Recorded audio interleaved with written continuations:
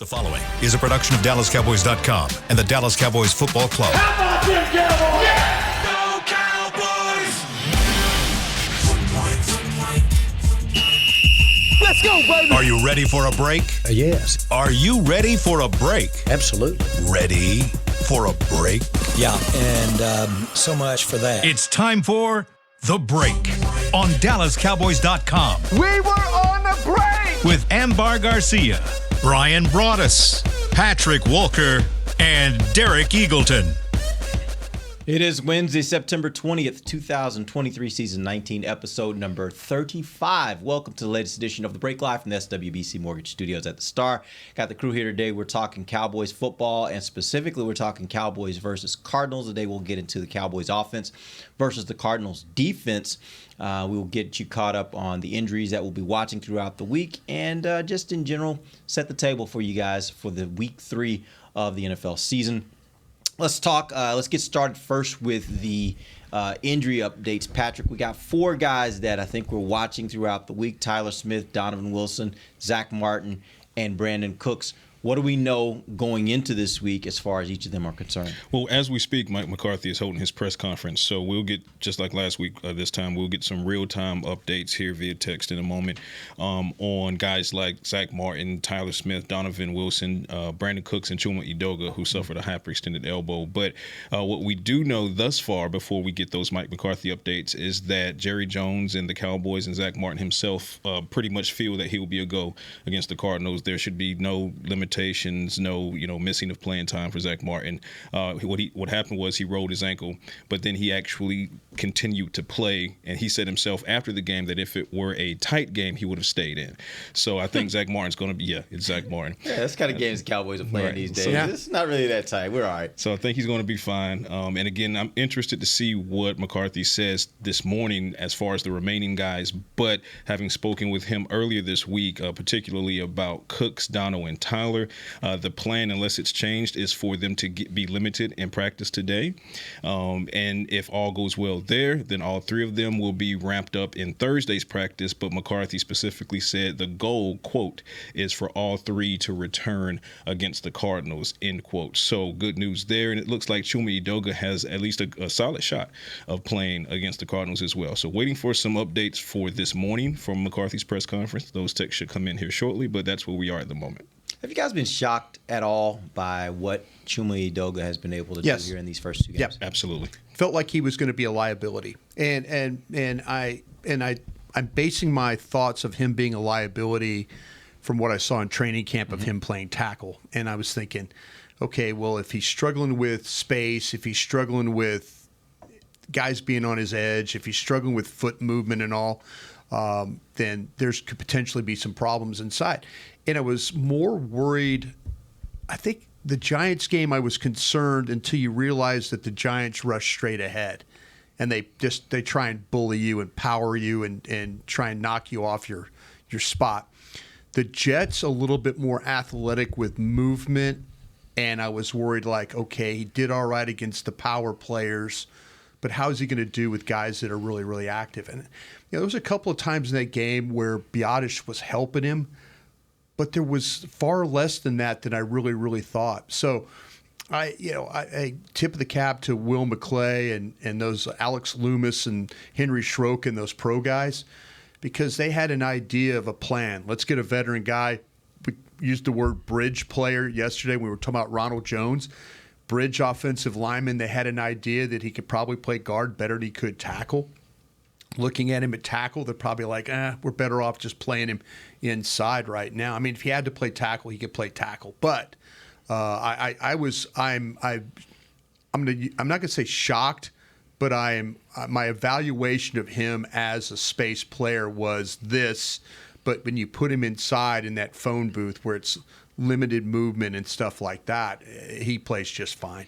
I will say that I was pleasantly surprised. I mean, we sat here at this panel and we talked about, him having to step up for week 1 if Tyler Smith missed. And we also said that until we see it, there's nothing to be seen.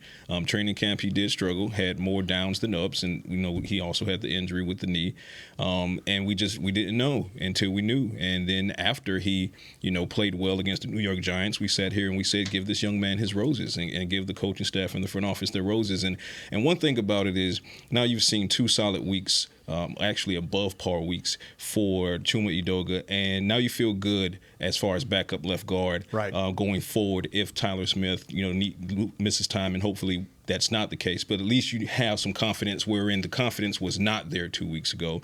And also credit to the coaching staff. We talk a lot about this Cowboys coaching staff under McCarthy putting guys in position to be successful as opposed to trying to do square peg, round hole type thing. Yeah. And Chuma doing well at left guard, where after we saw him struggle trying to swing tackle in training camp, I mean, Mike McCarthy, he does it again. So kudos to everyone involved in that situation.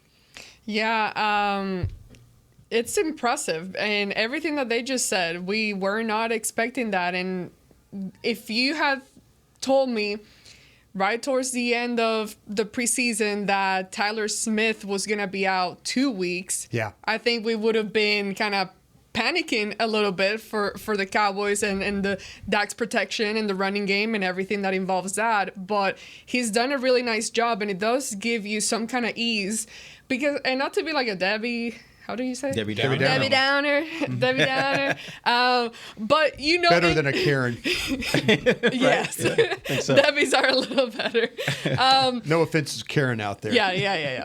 No, but injuries are bound to happen, especially in this O-line. If history has shown you one thing, is that a lineman of yours is going to get injured and you're going to have to figure it out. And it's nice to see that happening this early, because towards the end of the season, when you get into December, typically most teams are dealing with some type of injury. Someone's hurt, someone banged up, and we're still kind of keeping an eye open or fingers crossed and everything with Tyler Smith. And he popped up the other day, and that can still very much happen to where he has to miss a game, and now you got to do some shuffling.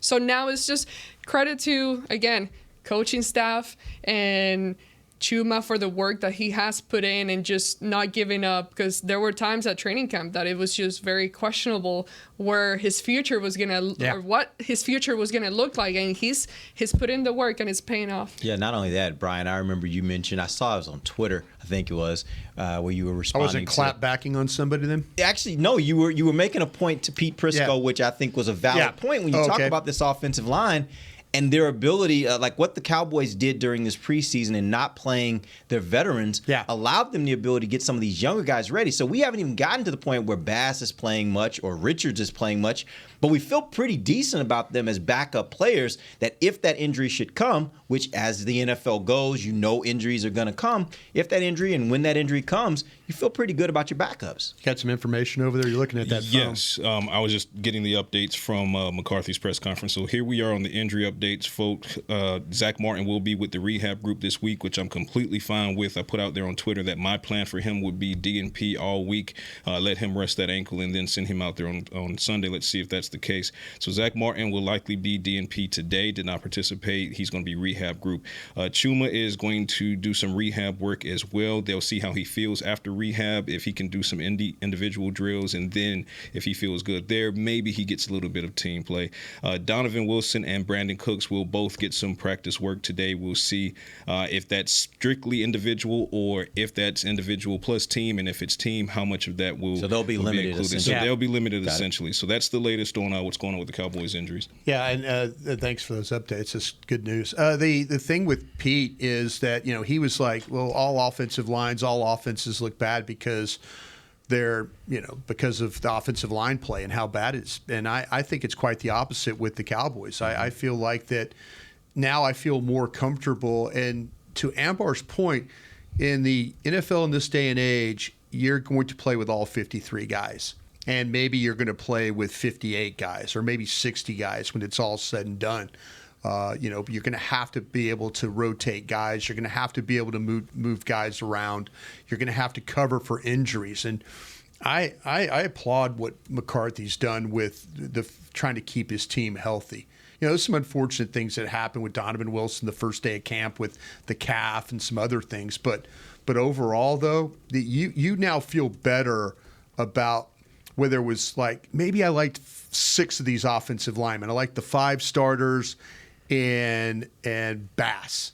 But now you can take that thing to be 8 deep instead of just 6 deep. You got 2 extra guys that you feel comfortable with because of the amount of playing time they got in the preseason. With you mentioning McCarthy and what he's done with keeping his players healthy, we finally kind of overcome that period where, and this is not dealing with O-linemen, but other players, secondary receivers, those hamstring injuries that always happen at practice, at training camp. When we got back here, there was always some kind of hamstring injury, and those kind of have slowly disappeared and faded out in just the way that everything McCarthy's doing with handling everything. Of course, injuries still happen, and they're going to happen. Yeah, but you're not seeing it from like the Miles Austin era Soft or tissue Sean issues. Lee, for example, who whose career was ended prematurely because of so many soft tissue injuries. So I agree that the trend or the number of those occurrences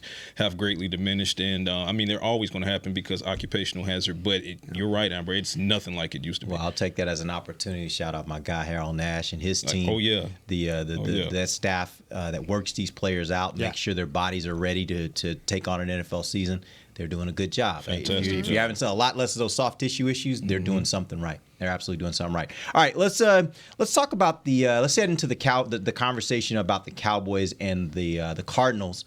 Let's start first. Go around the table. I want you guys to give me kind of a big picture look. What do you think is the biggest storyline for the Cowboys heading into Week 3 of the NFL season against the Cardinals on the road? I'm still on consistency. We're still 3 weeks in. Yes, you manhandled your first 2 opponents.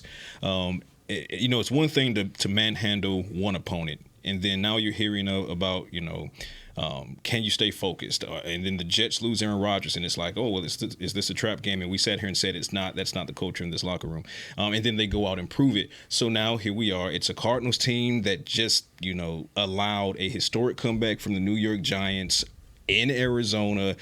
Here's the fan speak again, about, it's a trap game. How are they going to handle it? I want to see if they're going to go and blow out the Cardinals. Like, I want to see that, because that goes to consistency. Now it's once you show me you can do a thing, I want to see you do that thing and better.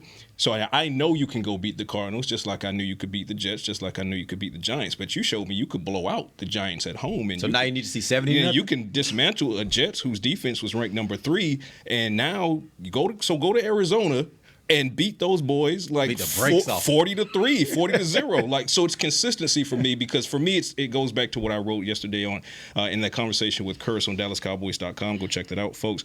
I want to see if the Mamba mentality is consistent. I know you can consistently win games, and I'm confident that you don't subscribe to trap games in this locker room and in this coaching staff, but can you consistently show me that for 4 quarters, especially when you get a big lead, that you will get 3 interceptions in the 4th quarter when you've already got them choked out? So for me, it's consistency. So I want to see it again. I think that can carry over for sure this week. Yeah. For me, the storyline would be, can the Cowboys offense improve their issues? Example, red zone, what we watched last weekend, and we talked about it on the show. Brian, you got into it, explaining everything that kind of seemed that was wrong and as to why they might have been having those issues. Can things start clicking for them? Can everyone start being on the same page? Can we get past over like, well, this guy's still young, he's new, we're incorporating him, we're getting a feel for it, everybody's just kind of working things out. Can this be the week where things just kind of start moving smoothlier? Yeah, more smoothly. I like that though. Smoothlier.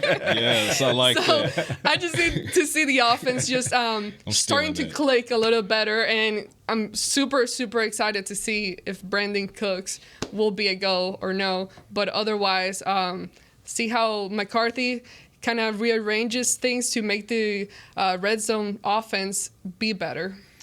I'm a believer in the desperate team theory. and you're playing a desperate team right now. You're playing a team that has a first-year head coach. They lost a game, as Patrick talked about, that they had in hand.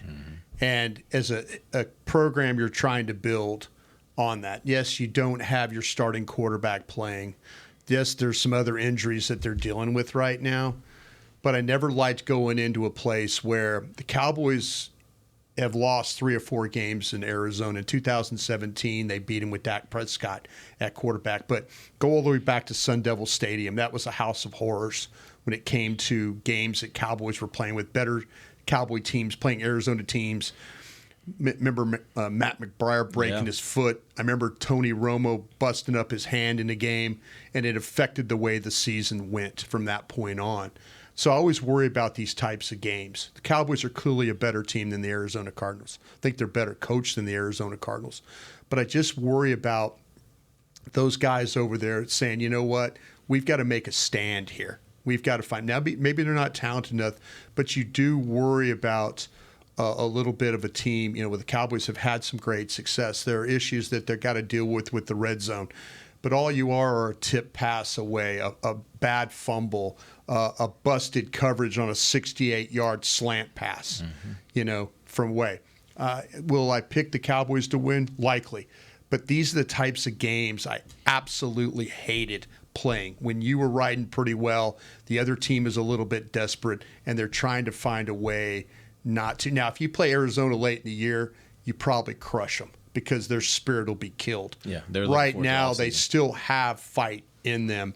And this is one of those things that could kind of set your season and take it another direction if you find a way to win this game. It worries me a little bit. Real quick before we go to break, I'll take a quick question that we got from Jeff Audie in Mount Airy, Maryland. He says, will Sunday's game in Arizona be a home crowd for the Dallas Cowboys? Usually I will is. simply say yes. Yeah, it usually is. Yes, Yeah, it that's will be. one of the stadiums where, and it goes back to, Cowboys Sun Devil used to be Stadium in the Day. same, used to be in the same division with the Cardinals. Right. But yeah, this will definitely feel like at least a 50-50 type crowd is what it will feel It will, like. and the thing about it is you got the folks from Southern California and the folks from Nevada and stuff that'll come down for this game, and they'll have a couple opportunities. You've got they got a Los Angeles game on a Monday night with the Chargers they can catch, but these folks will travel. I've learned about that Southern California Cowboy Club.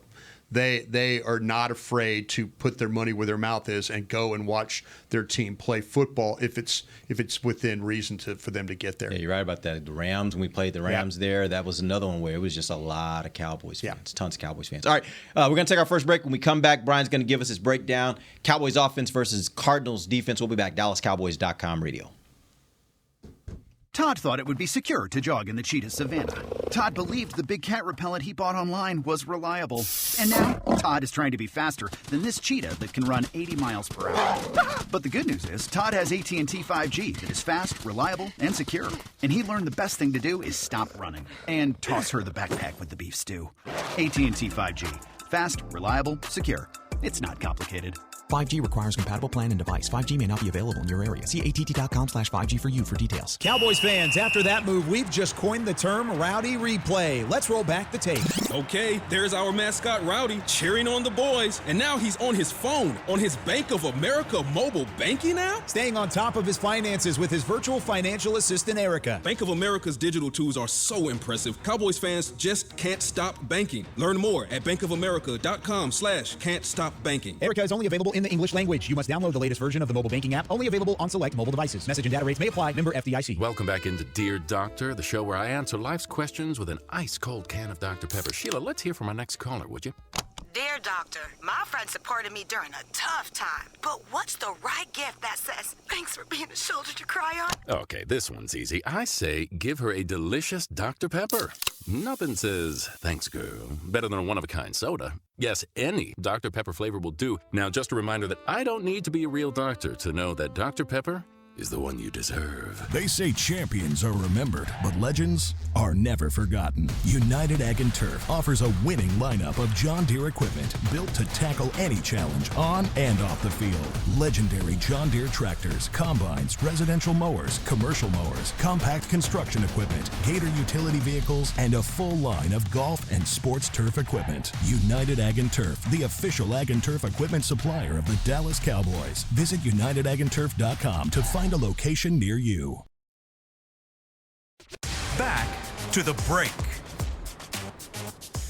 Mark your calendars and get your lederhosen and steins ready for Frisco Oktoberfest.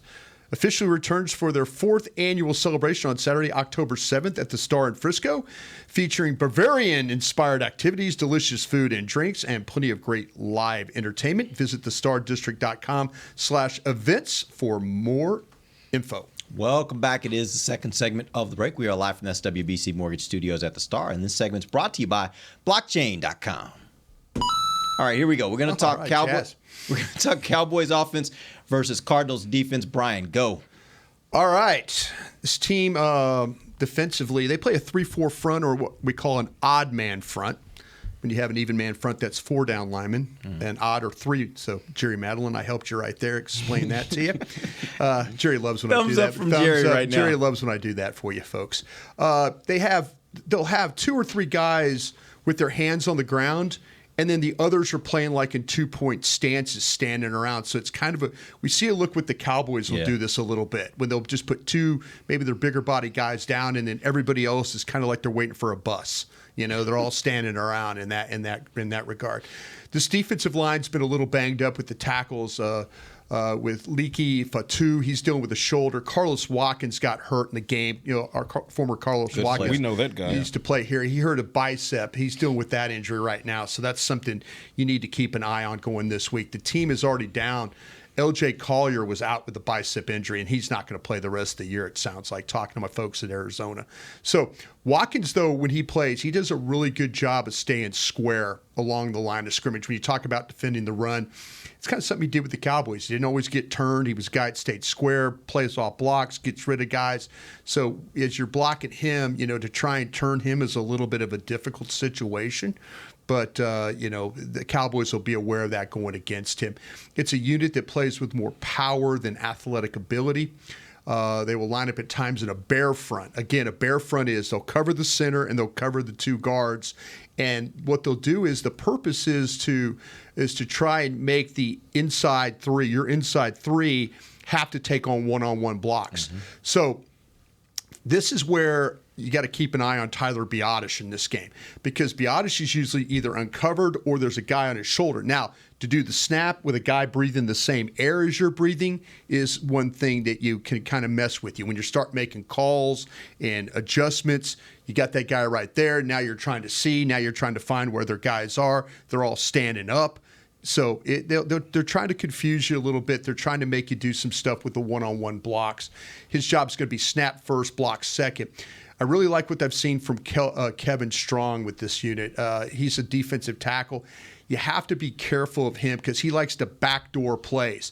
Like you'll be reach blocking, you'll be moving to your left, and he'll run behind a block to make a tackle for a loss. He's had 3 tackles this year. One of them was behind the line, but that's kind of his technique. He'll kind of let you get by him, and then he'll backdoor you for that play. The linebackers are the playmakers of this group. Kazar White, he leads the teams in tackles. He's going to line up all over the formation. He has a feel for how to get to the ball. He's a really good finisher when in position.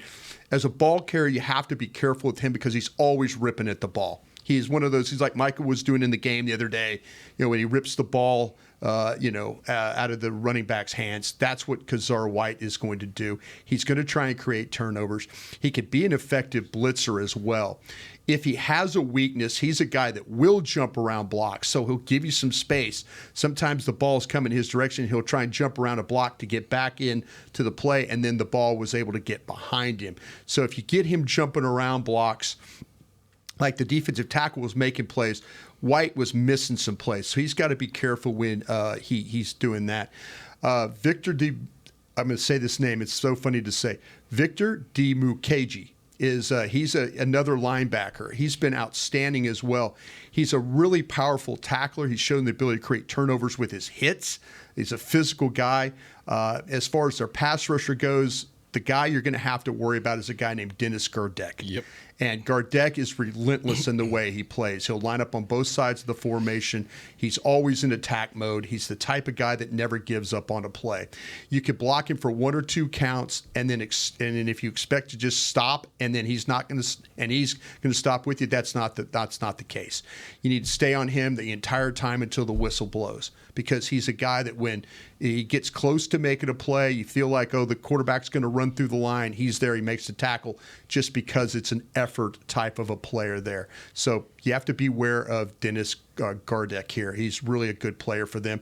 McCarthy's going to need to know where he lines up during the game to be able to account for him, because he's got 3 sacks in 2 games, and a lot of it is about how just relentless that he plays. The secondary lines up with Kendrell Clark and Marco Wilson at its corners. Jalen Thompson is the nickel. These corners will flip sides throughout the game, so you're going to see them. You're not going to see them playing the same spot.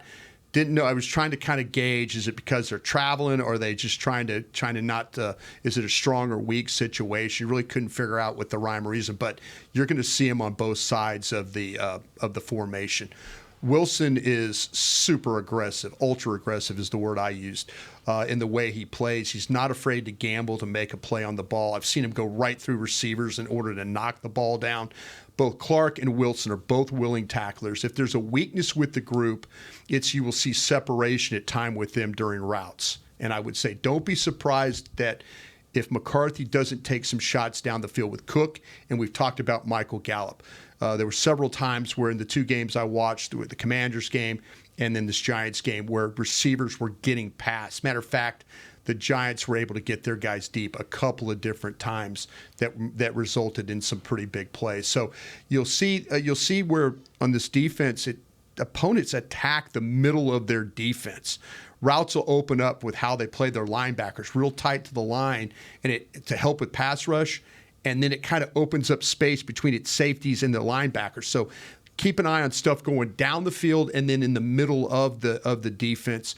Kayvon Wallace is a safety. He's the one that tends to carry tight ends in routes. So all the Cowboys tight ends will be probably with some type of coverage where Kayvon Wallace will be on the primary, whoever they feel like that's your guy. Budda Baker, who's a very talented safety, he injured his hamstring in practice. Yeah, and he got hurt for the Giants game, and he's going to miss the game because he's on injured reserve. Yep. My final thoughts of this is these coaches like to show blitz, and then they back out. And then there's other times where they will completely sell out. Their alignment looks very similar, as I said, to how the Cowboys rush with a couple players down and then standing around waiting. You have to be ready to sort all that out if you're the offensive line. No busts there. All of a sudden you can't have free rushers on Dak if you didn't sort it out the right way. I've also seen this unit get a sack with a 3-man rush in a Giants game. So that goes back to the relentless play that they have. But overall, it's kind of a mid-pack of a defense. I think that they have to do some things scheme-wise to make up for the lack of talent that they have in some areas. Yep. Here's the deal. We got a lot to unpack from that. I will make one quick note. I was looking at some advanced stats, some stats from the NFL. Marco Wilson, their cornerback, last week in situations where he was the closest defender, he gave up 7 receptions for 155 yards. That's your separation. On 9 targets. Yeah. He was a guy that the Giants obviously went after, and they ate him alive.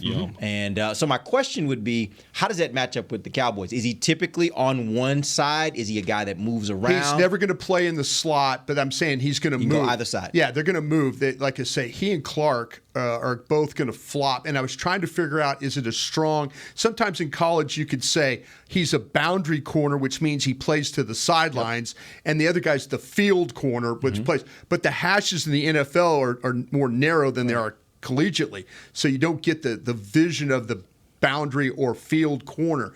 And I was trying to see if they were covering, if they were doing it because they felt like that they were going to match up.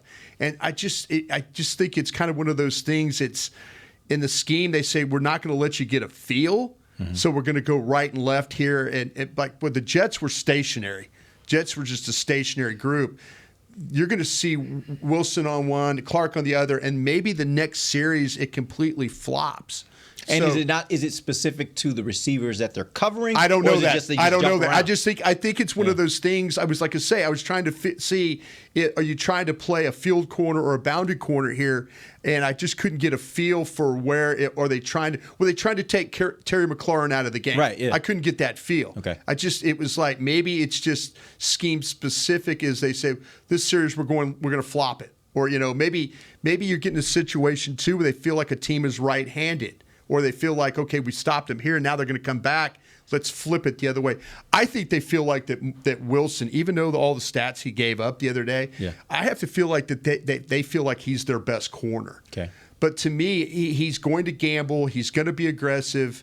He's going to give up some plays, and all of them give up separation, including the safeties as well.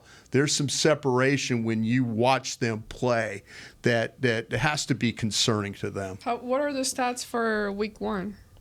I didn't have that one. That was just one that the NFL pointed out, like in these advanced stats. That was one that they pointed out from the Giants game that he completely it was a tough day for him. There hadn't been a cornerback to give up that many yards in the game since week 5 of 2022. Of all the games in the NFL. So it was a tough day for him. But what makes it harder on him, and it's going to be even more so this week, particularly if Cooks is back, because you see what CeeDee Lamb was able to do when against the Jets in 143 yards on 11 catches. Now you potentially and likely throw Cooks back in there. And like you said, we're looking for Michael Gallup to take a step forward. Jalen Tolbert. This could be a game where he can have a game. Yeah. But not having Budda Baker on that field playing with his hair on fire. I mean, this is a 3-time All-Pro safety, a 5-time Pro Bowler who isn't there to have your back. Yeah. If you're one of these aggressive corners and you're so confident, you're normally playing face forward and you're confident you want to try to jump these routes and make these big plays because guess what? Budda's right there. So Budda's got you sideline to sideline. Budda's got you. Well, Budda Baker is on IR now, so good luck to the cornerbacks who already, like Brian said, struggle with separation, and they're risk takers on top of that with a safety unit who doesn't – they're talented, but they don't have the Budda Baker level of talent to be able to say, you know what, I got you. Go jump that route. Go press this. Go, if he releases, don't worry about it. But now they have to worry about it. They had to worry about it against the Giants. Now, it's exponentially more so with a wide receiver group and a more talented quarterback in Dak Prescott than they saw against Daniel Jones. And if you let Daniel Jones light you up like that to mount a historic comeback, I mean, Dak Prescott's coming. I think that if you look at where the Cowboys are as a pass blocking unit and you're the Arizona Cardinals, you've watched them and you've said, you know what, if you just try and rush 4, they're going to block you. I mean, last week the Jets were very cavalier and thought that their rush could just generate pressure with 4, which I think Arizona sells out in this game. I do. I don't think they can let the secondary have to deal with all the things Patrick's talking about with the wide receiver group. I think they have to sell out and they have to gamble. When you blitz Dak Prescott, it's generally not a pretty good thing. The metrics will tell you that.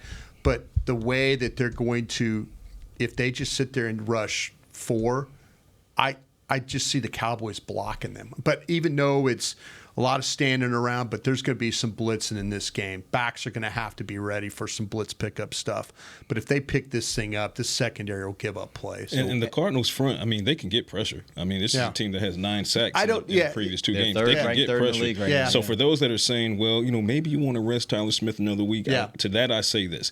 If he's ready to go, and arguably he was ready to go last week, but if he's ready to go, you put him out there because this is a good game to get him back into the mix because guess what? Couple weeks or so, who did we talk about yesterday? You got the 49ers coming up. You want Tyler Smith as ready to go against a team like the 49ers as possible. So you put him in against a talented front that wants to bring pressure and wants to sell out in Arizona to help him get his sea legs again because he hasn't played yet this season. But also let's be clear.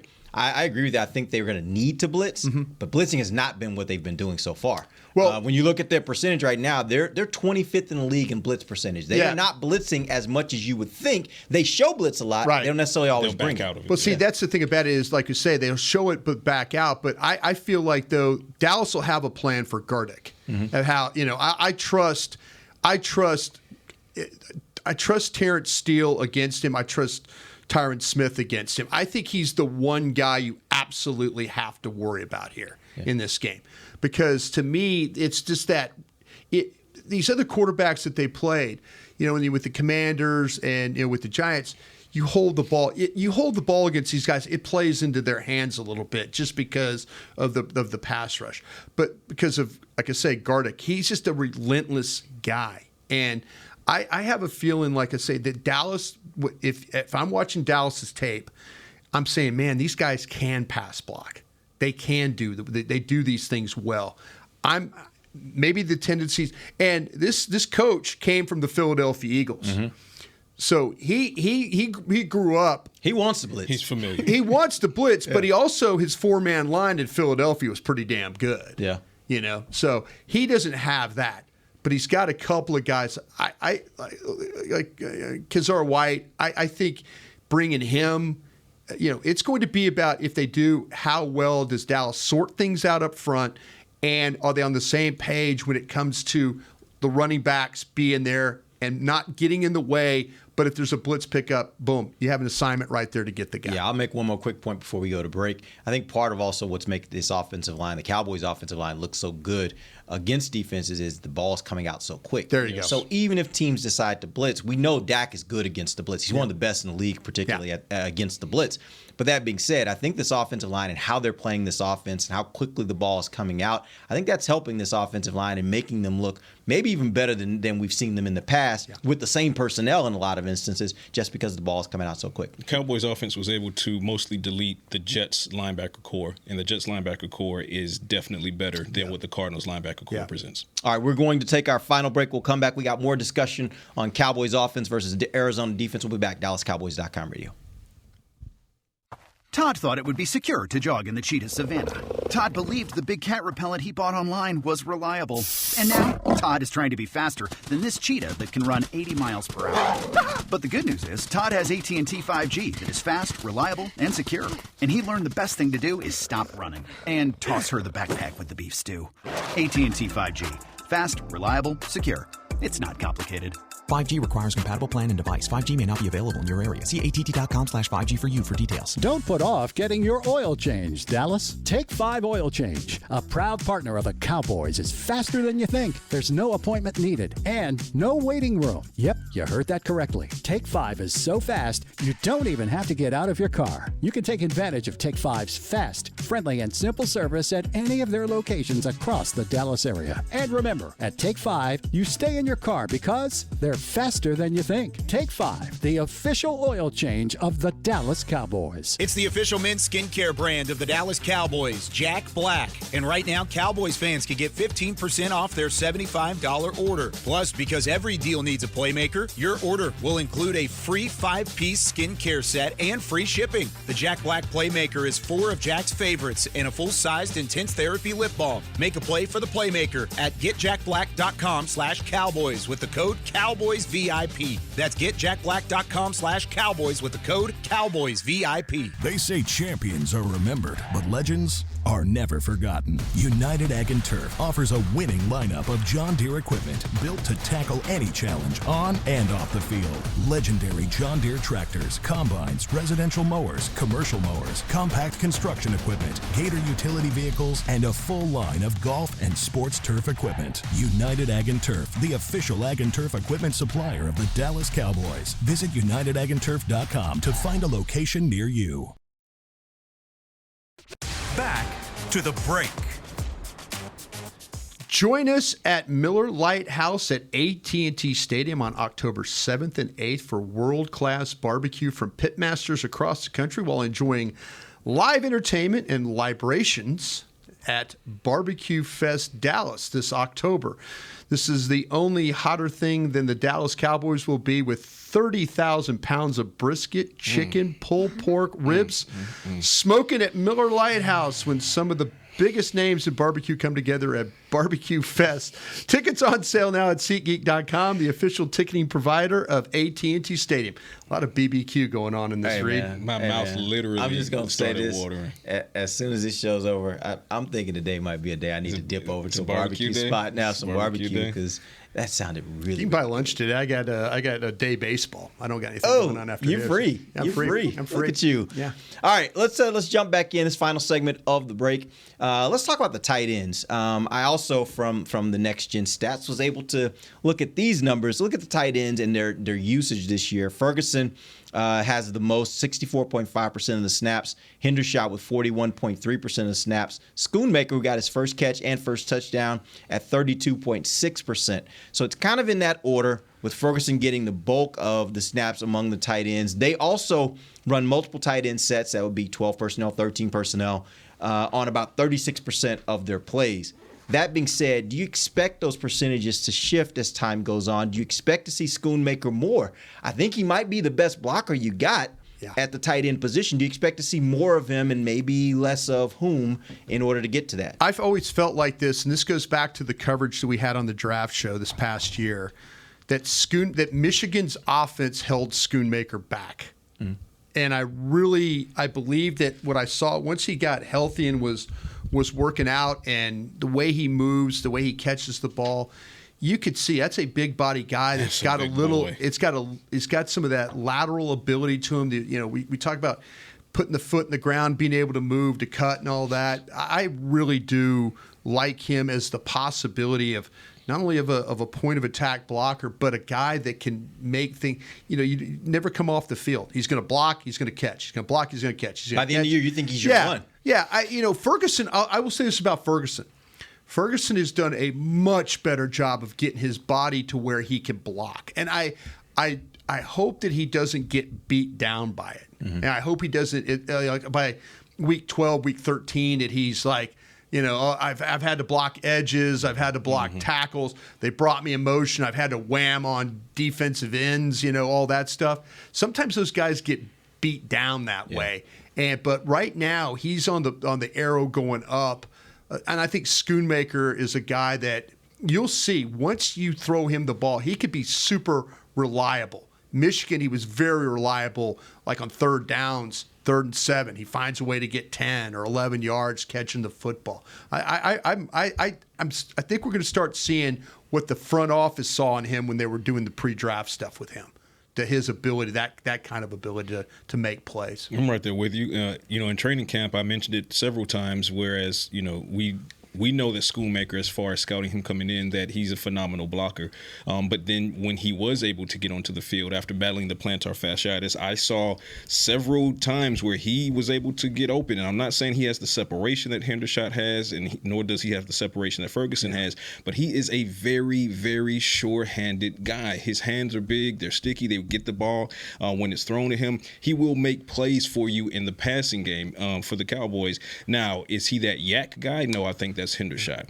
And I think Jake Ferguson, particularly having bulked up a little bit to be more of a blocker, he's more of your do-it-all kind of guy. Yeah. So I think by the end of the season, you're looking at, you have two starting tight ends, 2 TE1s, one being Jake Ferguson and one being Schoonmaker, and then it's just, personnel that's being presented to you by the opposition, which dictates who gets the most reps that particular game. But to answer the second part of your question, if Schoonmaker's needle is pointed due north, and it most certainly is, at the expense of whom? It's going to be Peyton Hendershot, unless Hendershot can really start pushing that envelope. We talked about the potential touchdown that he could have had last week if he would have just planted his foot in and go. And granted, he doesn't have the vision that a fullback like Hunter Lipke would have, Tony Pollard at running back, Rico Dowdle, Deuce Vaughn. But still, those are the types of plays that you would need to see Hendershot make on the fly to be able to say, you know what, this guy's really going to challenge for reps against Schoonmaker and Ferguson. But as it stands, Schoonmaker, he's continuing his trajectory, and I believe it's going to pick up rapidly, and maybe not even by the end of the season. Maybe by the time we get to Thanksgiving, we're really having that question of who's the true TE1, but then it will be a fun conversation to have because it's a good problem to have. Yeah, I think right now, heading into week 3, for me, Schoonmaker, his arrow is definitely trending up, as opposed to Hendershot that, to be honest, since training camp, it started trending down for me. I saw things that I wasn't too excited about, like drops or him not being on time in certain plays, and his arrows just started trending down. And Schoonmaker, he has a good type of body, but he always looks very stiff for me. But it's that kind of stiffness that doesn't prevent you from still making plays, similar to like Jason Witten. When I watch Jason Witten play, he's like that stiff type of player, but he's still Jason Witten making those plays for you and being an athletic guy. So I think, not to compare him to Jason Witten, but I think he reminds me at times of play style. Yes, of some of those qualities that Witten portrayed during his time playing here for the Cowboys. So I think he will become take the slowly away, because he already scored his first touchdown, which, by the way, was funny on the sound of the sideline. Get the ball, like that's your first touchdown. Save that ball. But yeah, I think eventually he's going to become that number one guy for you, just because he does have all those qualities that you want on the tight end number one. And he just needs to, slowly move on there. But he has it. I just wonder if right now it's a confidence issue with Hendershot. I mean, you go into, or you come off of last season and you're feeling mostly good if you're Hendershot, and then the Cowboys use a second-round pick on Schoonmaker. That's kind of a blow. That's a big blow. And then they go and get John Stevens. So now you're like, okay, well, they acquired two rookie tight ends, and then you go into training camp, and all the talks about, well, Schoonmaker was Plantar fasciitis at that point, but Jake Ferguson, which was the definitive lead horse in that stable, but it's John Stevens. It's John Stevens. Like, look at what John Stevens did today. Look at what he did today. He goes in the preseason game. Look at what John Stevens did. So, yes, unfortunately, the Cowboys lost John Stevens to a torn ACL, but you just have to wonder at this point, what level of confidence does Hendershot have in himself? And maybe that's a situation where he just kind of needs to revisit that introspectively to get his head back where it needs to get, because until he solves that, if that is the problem, then he's going to continue to struggle to get those reps against somebody like Jake, who's the definitive TE1 as we speak, and Schoonmaker, who he's coming. That train's coming down the tracks. All right, we appreciate you guys joining us. We'll be back tomorrow. We're going to get into the Cowboys defense versus the Cardinals offense. Till then, for Patrick Walker, Brian Broaddus, Amber Garcia, I'm Derek Eagleton. This has been The Break, live on DallasCowboys.com radio. This has been a production of DallasCowboys.com and the Dallas Cowboys Football Club. How about this, Cowboys?